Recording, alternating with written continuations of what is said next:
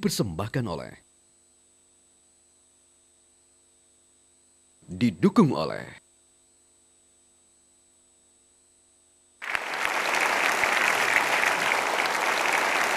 Ya, Kang Asep, sesudah tamat sekolah IKIP Bandung, kemudian Anda sempat jadi tukang gambar, sempat bersengketa, masuk penjara. Ya.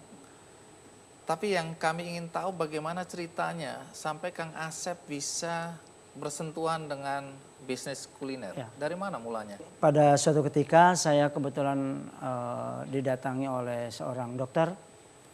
Kemudian dokter tersebut kebetulan mau menghadapi masa pensiun.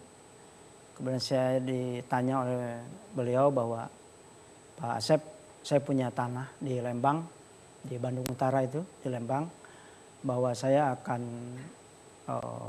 pensiun sebentar lagi. Tolong tanah tersebut menjadi sesuatu tanah yang tempat yang indah. Gitu. Kemudian kita lihat tempatnya, kita langsung ditata sedemikian rupa sehingga menjadi satu konsep kebun.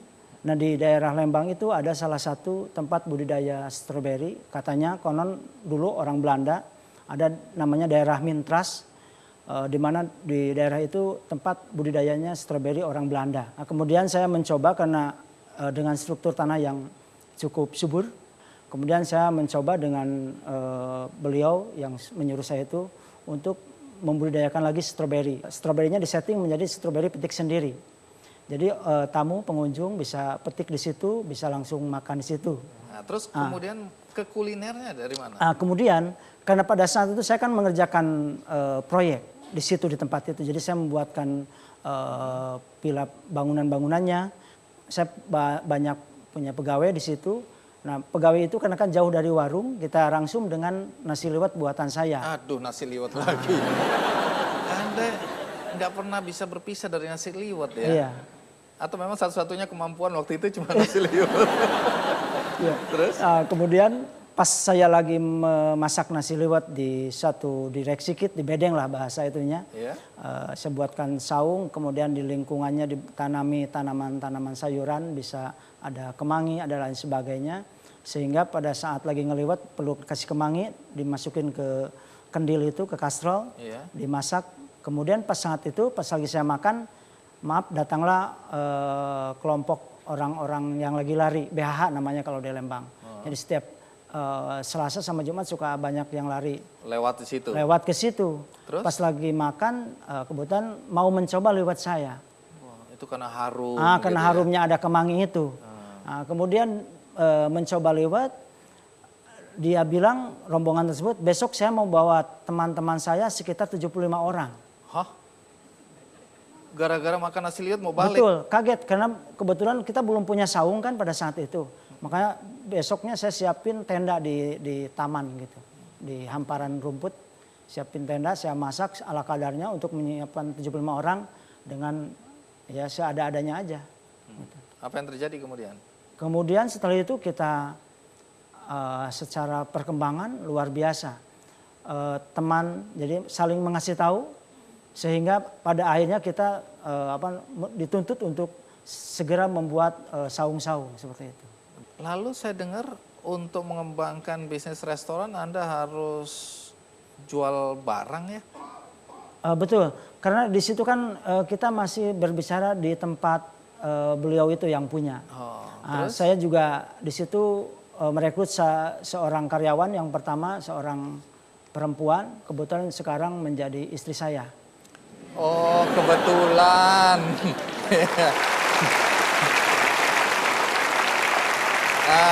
Karyawan yang kebetulan jadi istri dibawa nggak? Ada. Boleh berdiri nggak? Karyawan yang kebetulan jadi istri. Ya, terima kasih. Ini berarti pagar makan tanaman ini ya? Istilahnya cinlok.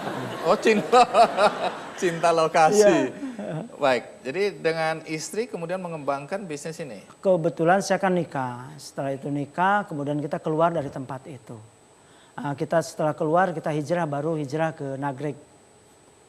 Ke yang sekarang yang... Itu restoran pertama Anda ya, di restoran. Nagreg?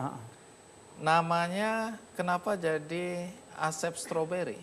Sejak kita hijrah belum terpikir namanya Asep Strawberry. Oh, terus? Tetapi ketika kita mencoba ke Nagreg dengan melihat alamnya yang luar biasa, kemudian kita budidaya stroberinya juga dikembangkan di sana, tapi tidak terpikir untuk membuka restoran yang besar seperti sekarang. Hanya saya lebih akan melihat dan menikmati pemandangan yang memang luar biasa di situ. Karena alam pesawahan yang bagus, kemudian saya dengan istri merencanakan agar bisa menikmati tempat itu. Beli tanah di sana? Kita awalnya bawa uang sebesar 15 juta. Dari mana uangnya? Kita kan ada proyek-proyek itu. Kita kan ada proyek-proyek sebesar 15 juta, tapi yang kita mintanya 300 juta. Ah, lalu? Kita beli yang pinggirannya aja dulu yang 15 juta. Oh.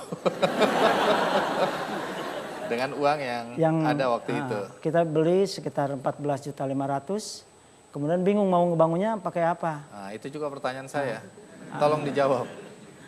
Kebetulan saya punya mobil TAP 1. Nah, saya gadain. Oh, jadi modalnya dari hasil menggadaikan mobil kendaraan TAP itu tadi. ya. Bisa? Bisa, sekarang mobilnya masih ada aja.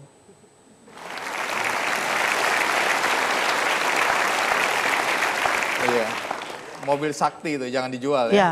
Iya. Sakti. Gara-gara dia bisa berkembang sampai 7 restoran sekarang. Alhamdulillah. Di Garut juga ada ya?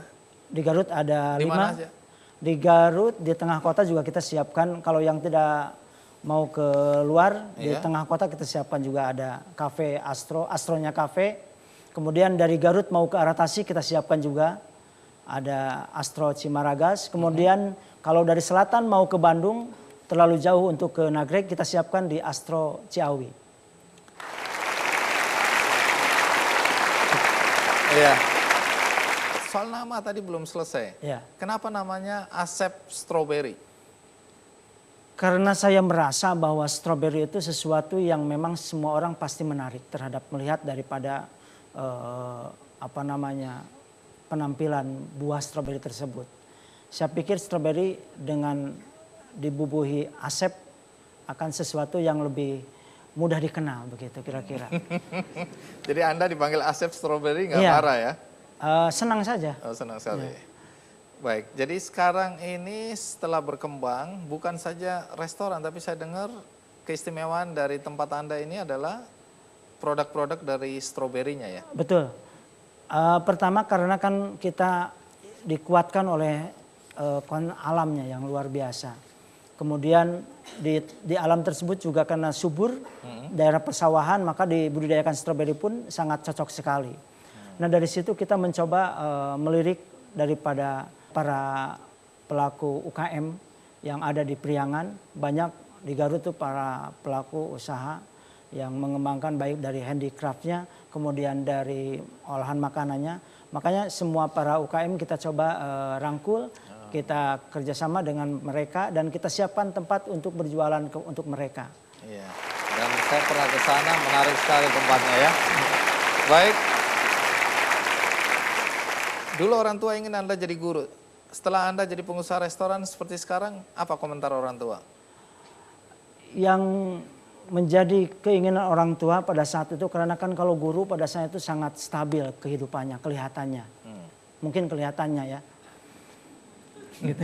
Anda jangan nyindir gitu dong. Enggak. Kemudian mudah mendapatkan uang mungkin dengan gaji yang jelas. Kemudian saya mencoba mensiasati supaya bagaimana orang tua juga bahagia tetapi dengan cara lain.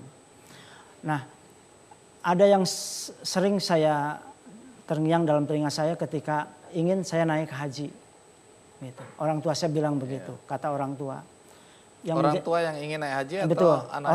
orang tua pengen naik haji. Itu yang menjadi pemicu untuk semangat untuk menaikkan orang tua haji gitu. Kemudian alhamdulillah pada saat saya mendirikan 2006, 2010 saya sudah memberangkatkan adik kakak pergi haji sama keluarga semua. Bahkan lebih dari itu tadi disebutkan karyawan ya, keluarga bisa juga berangkat naik Betul. haji. Kita setiap tahun memberangkatkan dengan saya 15 orang. 15 orang. Ya, sama istri sama karyawan. Iya, baik kita berikan aplaus untuk Kang Asep. Kang Asep, terima kasih Sama-sama. sudah berbagi cerita pengalaman hidup Anda pada Ya. kami semua. Ya. Tamu berikutnya juga sama, antara pendidikan dan pekerjaan nggak nyambung. Bagaimana ceritanya? Kita rehat sejenak, ikuti terus Kick Andy. Waktu itu dari jualan baju ke teman-teman, bikin baju, punya tukang jahit sendiri di Bandung. Kemudian ada juga ngeband kalau weekend gitu. Jadi itu namanya pekerja serabutan.